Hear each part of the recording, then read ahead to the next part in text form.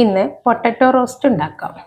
അതിനായി 3 ഉരുളക്കിഴങ്ങ്, ആവശ്യത്തിന് വെള്ളവും ആവശ്യത്തിന് ഉപ്പും 1 ടീസ്പൂൺ മഞ്ഞൾപ്പൊടിയും ചേർത്ത് വേവിച്ച് മാറ്റി വയ്ക്കാം. ഇനി ഒരു പാൻ അടുപ്പിൽ വെച്ച് ചൂടായാൽ 1 ടേബിൾ സ്പൂൺ വെളിച്ചെണ്ണ ഒഴിച്ച് 1 ടീസ്പൂൺ കടുകിട്ട് പൊട്ടിച്ച് 1 ടീസ്പൂൺ ഇഞ്ചി ചോപ്പ് ചെയ്തതും 1 ടീസ്പൂൺ വെളുത്തുള്ളി ചോപ്പ് ചെയ്തതും ചേർത്ത് വഴറ്റാം.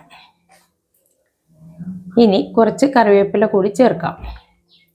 ഇത് വഴറ്റി ഒരു സവാള ചോപ്പ് ചെയ്തത് ചേർത്ത് നന്നായി വഴറ്റാം. 1/4 ടീസ്പൂൺ ഉപ്പ് ചേർക്കാം.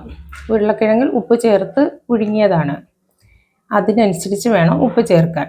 ഇത് നന്നായി കുക്കായാൽ 1 ടീസ്പൂൺ മുളക് പൊടി, 1 ടീസ്പൂൺ മല്ലിപ്പൊടി, 1/2 ടീസ്പൂൺ ഗരം മസാലപ്പൊടി, 1/2 ടീസ്പൂൺ ചില്ലി ഫ്ലേക്സ് എന്നിവ ചേർത്ത് വഴറ്റാം. ഇനി കുക്ക് ചെയ്ത് വെച്ചിരിക്കുന്ന ഉരുളക്കിഴങ്ങ് ഇതിലേക്ക് ചേർത്ത് മിക്സ് ചെയ്യാം. ഇത്രയേ ഉള്ളൂ. നല്ല ടേസ്റ്റിയായ പൊട്ടറ്റോ റോസ്റ്റ് ഇവിടെ റെഡി ആയിട്ടുണ്ട്.